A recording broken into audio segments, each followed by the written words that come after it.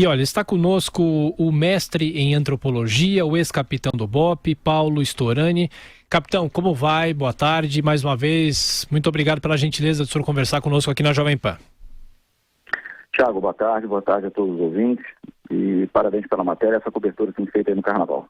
Bom, eu pergunto para o senhor o seguinte, a gente sempre ouve falar que a tecnologia vai ajudar a combater a segurança, e principalmente no Rio de Janeiro, no que nós estamos vendo, principalmente no começo desse ano. E eu pergunto, a tecnologia é só um dos caminhos, né? Mas a impressão que dá é com atraso na elaboração de planos, plano nacional, planos de segurança. O Rio de Janeiro, não só o Rio, claro, mas outras áreas do país, mas o Rio de Janeiro virou o símbolo da violência e parece que as autoridades estão perdidas, não é, capitão? Bom, o primeiro ponto, a questão da tecnologia era fundamental. Não sei se a agência europeia, a aeroespacial, poderia contribuir com alguma coisa. E de uma forma interessante, exatamente no momento que você precisa das autoridades presentes num evento tão importante, que é o Carnaval do Rio de Janeiro, não só pela quantidade de pessoas que frequentam as atividades no Rio, mas também os problemas que decorrem por essa grande concentração populacional no momento que nós estamos vivendo. Eu acho que foi extremamente inadequado, mas isso é uma decisão dele e decisão dos eleitores que o elegeram. Mas a tecnologia é fundamental, porque muito bem utilizada, dentro de um plano específico, você pode não contar com o efetivo necessário para uma atividade de policiamento ostensivo, quando você tem um suporte de tecnologia, seja de que forma for. Como não há investimento, e o Brasil ele tem uma história de não investir em tecnologias, então sempre se aposta no efetivo policial, na presença física do policial. E dessa forma, com o aumento da violência, você precisaria de um efetivo muito maior, no caso do Rio de Janeiro, do que se tem à disposição hoje. Então, as medidas paliativas que são tomadas para suprir essa deficiência de efetivo policial, porque você precisa promover um concurso público, você precisa formar esses policiais, dar um treinamento adequado, colocá-lo em condições, ter viaturas que ele possa usar, ter equipamentos de proteção individual, ter o próprio armamento, ter um treinamento permanente. Isso significa também não só o homem, mas uma estrutura que dê suporte para esse homem prestar um serviço de qualidade. Não é o que ocorre na realidade do Brasil e também especificamente do Rio de Janeiro. Então esse é um problema grave que nós experimentamos hoje. Em relação ao plano que foi apresentado, embora ele tenha vindo ao encontro dessas necessidades, mas não resolve definitivamente o problema.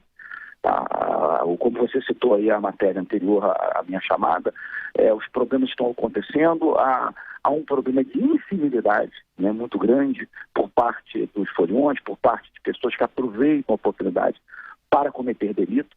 Significa que você não tem uma capacidade de evitar que o crime aconteça.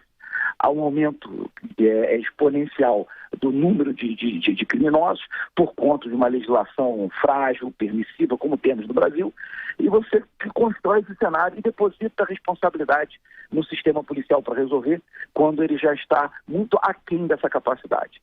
O sistema ele tende ao colapso. A gente fica acreditando que com polícia iremos resolver o problema da segurança. Isso é uma infantilidade muito grande por parte de alguns especialistas que não viveu na instituição e que pesquisam de uma forma muito distante, ouve só um lado, não ouve o outro, não consegue entender como as instituições realmente funcionam no Brasil e, por conseguinte, dão soluções tapafúrdias, como normalmente a gente ouve em algumas matérias e em algumas pesquisas. Mas o plano ele vem ao encontro disso. Toma medidas importantes, mas eu considero que ainda são insuficientes para atender minimamente ao que nós podemos entender como segurança, Uma sensação que nós temos que podemos ir e vir sem ter sido interrompido o nosso trajeto, sem sermos atacados, sem ter o nosso patrimônio retirado de nós, ou com furto ou com violência no caso de um roubo. Então nós precisamos pensar políticas públicas muito maiores e muito mais complexas do que a capacidade dos nossos gestores, dos nossos políticos têm feito nos últimos anos. Capitão, o que o senhor fala é importante, o senhor já esteve do lado, obviamente, da polícia, o senhor ainda é um militar, apesar de não estar mais na ativa, e o senhor também estuda a criminalidade e a violência. E é muito comum a gente ouvir dizendo que a polícia perdeu o controle de absolutamente tudo no Rio de Janeiro, que o Rio de Janeiro caiu, essa expressão é muito ouvida também, como dizem no jargão militar, houve uma perda do território, perda para os bandidos, para os criminosos. As UPPs no começo tentaram organizar um pouco isso, evitar o avanço dos criminosos, mas agora o que pelo menos a gente olha à distância, a gente imagina que as UPPs já não dão mais resultado. Isso é verdade? Até que ponto é realmente verdade essa história do território, que a polícia não entra em alguns lugares, a polícia perdeu o território no Rio de Janeiro, capitão? Sim. É importante essa pergunta porque ela provoca um pouco em cima de um ponto que eu falei na minha resposta anterior.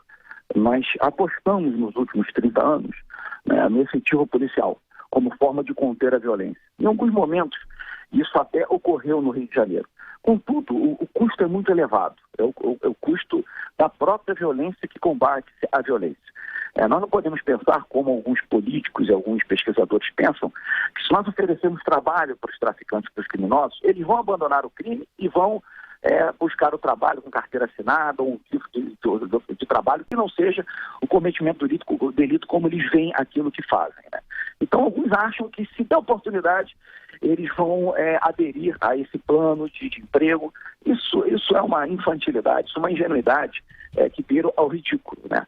Aquele que entrou no crime e se locupleta com o crime, da mesma forma que o político corrupto, quando ele pega a primeira vez, ele pega a segunda vez, ele já está tentado em continuar pegando um dinheiro escuso, um dinheiro público, e logicamente vai faltar alguém. Então, é a mesma linha de raciocínio. Então, se tem oportunidade para cometer o delito, aquelas pessoas que vivem em comunidades carentes, e que, lembrando que a maioria são trabalhadores, nós vemos também políticos, por exemplo, da Lava Jato, que nunca moraram em comunidade, nunca passaram nenhuma dificuldade na vida e roubam muito mais do que esses. Então, nós estamos falando do ser humano, né, que precisa de uma lei que coloque ordem e que puna aqueles que cometem o direito, não que sejam complacentes com ela. Aí vai aquilo que eu falei na minha primeira resposta. O segundo ponto é que nós apostamos, ao longo desses últimos 30 anos, na solução policial como forma de conter a segurança pública.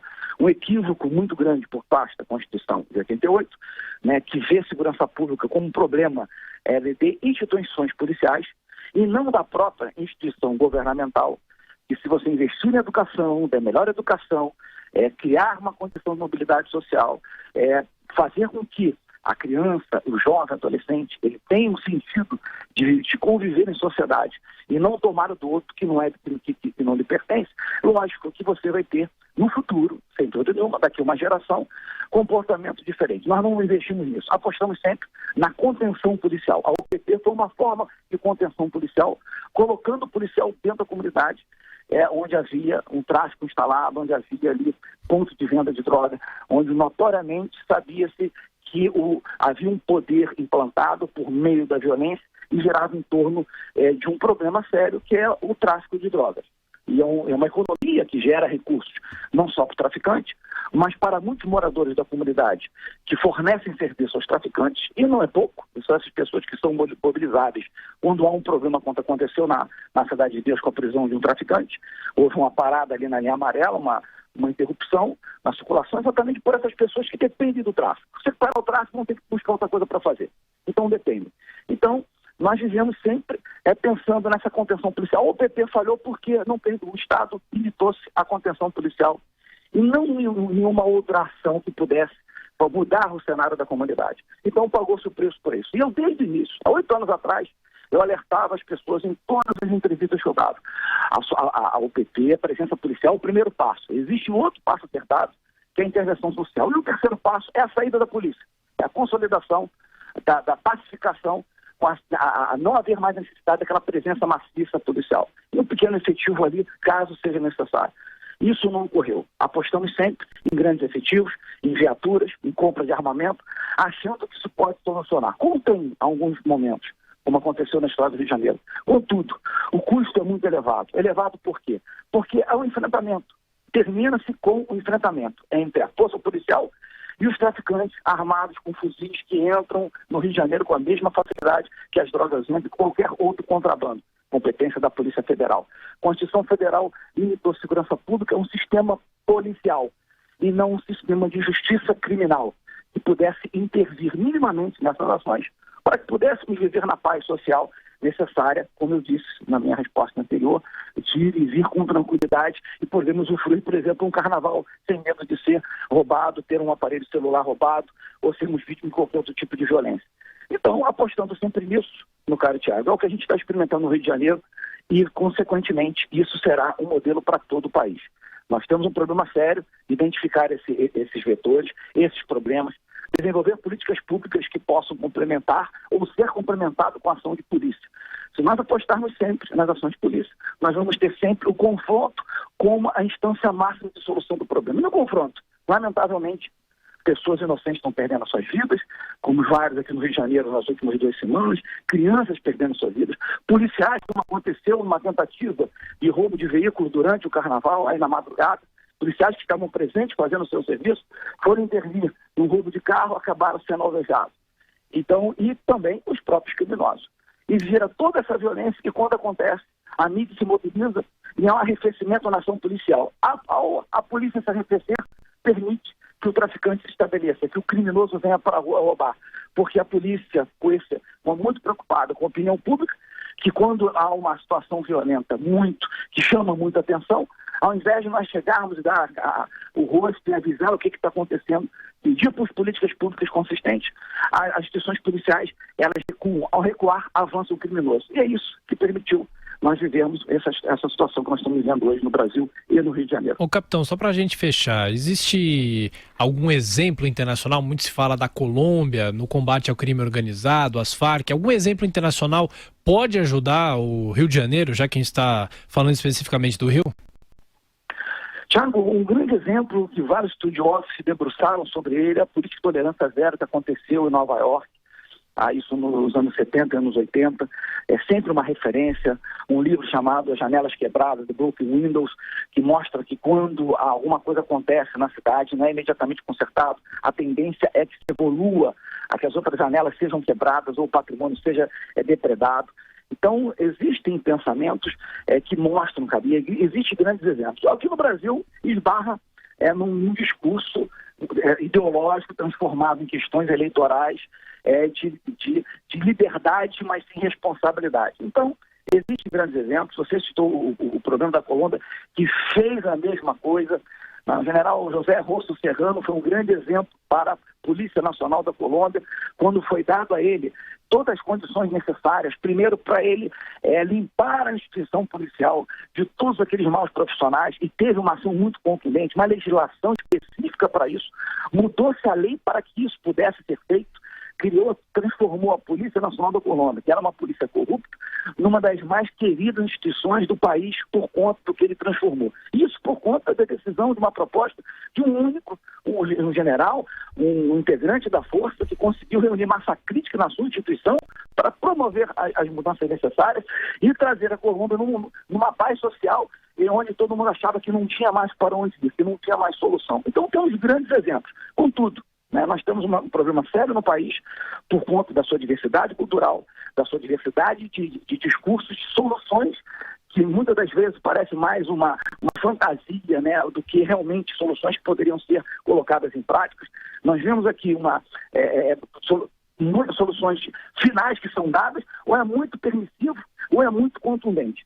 Nós estamos chegando a uma situação, Thiago e os ouvintes da Jovem Pan, que mais adiante nós vamos ter que tomar uma decisão. Ou tomamos a decisão, ou o Brasil, a partir do Rio de Janeiro, vai ser tomado por bandidos. Bom, na verdade, o Rio de Janeiro já está, porque considerando aí o número de governadores que já foram presos, uns continuam presos, outro liberado para habeas corpus, significa que o Rio de Janeiro já está nessa condição de um estado onde bandidos já chegaram ao poder máximo. Mas isso pode acontecer em outros estados da federação, como já aconteceu com o nosso país, exemplo da Lava Jato, um dos melhores dele, mas nós temos que tomar uma atitude. As próximas eleições eu vejo como um ponto fundamental para promovermos um marco de mudança. Se nada for feito, se prorrogarmos mais 4 anos esse discurso no nada, no vazio, discussões muito mais ideológicas das suas propostas do que realmente que possam resolver o problema, nós vamos afundar o nosso país na violência e no crime, e vamos ficar mais conhecidos fora do nosso continente, exatamente por um país permissivo, um país de bandidos, onde governantes estão sendo presos e acusados por corrupção, e mesmo assim conseguem permanecer soltos, da mesma forma que eles, o criminoso também, que toma um celular de alguém, ou que usa um fuzil para atacar a polícia, ou que usa a sua violência para dominar uma comunidade. Então temos que pensar nisso, temos que repensar nesse modelo que está acontecendo no país para nós colocarmos um rumo. E mais adiante, leis que possam ser feitas podem ser a tornar até mais condescendentes no futuro. Talvez 1 ou 2 gerações, quem sabe. Mas se nós não pararmos e refletirmos e buscarmos uma saída, nós apenas vamos continuar repetindo esse modelo que dos últimos 30 anos trouxe ao momento que nós estamos vivendo hoje. Capitão Paulo Storani, mestre em antropologia, mais uma vez, muito obrigado pela atenção com os ouvintes da Jovem Pan e bom fim de carnaval para o senhor. Um abraço.